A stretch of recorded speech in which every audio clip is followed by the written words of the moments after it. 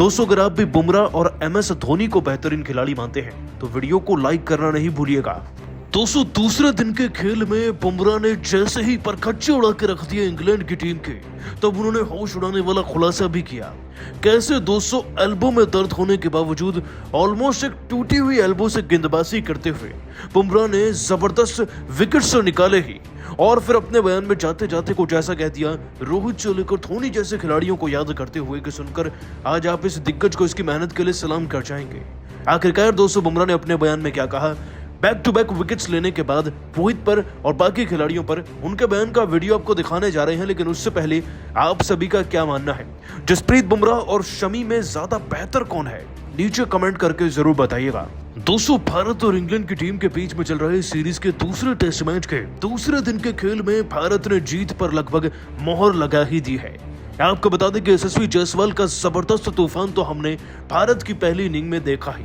209 run इस खिलाड़ी ने लगाए, अपने करियर का पहला दोहरा शतक, और भारत की इज्जत को बचाते हुए वो अकेले यशस्वी जायसवाल ही थे दोस्तों जो भारत को उठाकर सीधा 396 पर ले गए। लेकिन उससे भी बड़ी बात यह है दोस्तों कि हमारे गेंदबाजों ने उतना ही ताबड़तोड़ प्रदर्शन ना गेंदबाजी में भी करके दिखाया, और गेंदबाजी में सबसे जबरदस्त तांडव मचाया दोस्तों आज जसप्रीत बुमराह ने अपनी उम्दा गेंदबाजी और जबरदस्त रफ्तार से। दोस्तों कहने को तो सबसे पहला विकेट बेन डकेट के रूप में हमें कुलदीप यादव ने दिलाया था, और दूसरा विकेट जैक क्रॉली का था जो बहुत ही महत्वपूर्ण था। अक्षर पटेल ने इस खिलाड़ी को अय्यर के हाथों 76 पर कैच आउट कराया, लेकिन जब बुमराह की रफ्तार भरी तबाही शुरू हुई ना, यकीन मानिए एक भी खिलाड़ी मैदान पर टिक नहीं पा रहा था।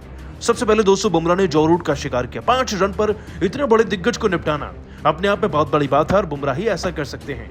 बुमराह ने गिल के हाथों इस खिलाड़ी को 5 रन पर कैच आउट कराया, और पिछले मैच के हमारे विलेन ऑली पॉप को तो इन्होंने 23 रन पर ऐसे क्लीन बोल्ड माना कि दोस्तों के कोई गली क्रिकेट चल रहा हो।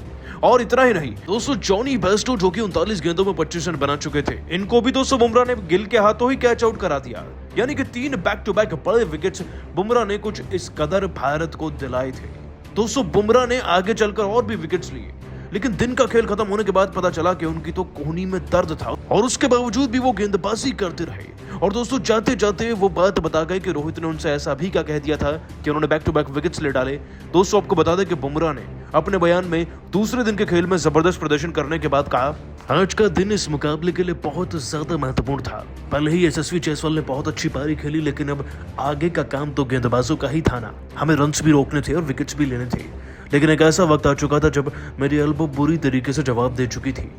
लग रहा था कि डिसलोकेट ना हो जाए ये एल्बो, लेकिन फिर रोहित भाई ने पास बुलाकर केवल 2 ही चीजें कही कि इस मैच को हर हाल में जीतना है बुमराह, और तुम्हारी जरूरत मैदान पर रहेगी।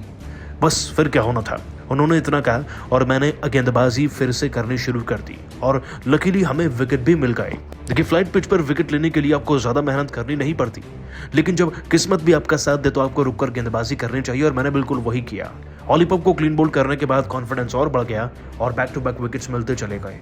खुश हूं कि देश के लिए एक और अच्छा स्पेल डाल पाया, लेकिन यकीन मानिए कि मैच जीते ना तो सारा श्रेय यशस्वी जायसवाल और रोहित भाई की कप्तानी को जाना चाहिए, क्योंकि इन दोनों ने जितनी मेहनत करी है शायद और किसी ने नहीं की। उम्मीद है हम इस मैच को जीतकर सीरीज में जबरदस्त कमबैक करेंगे।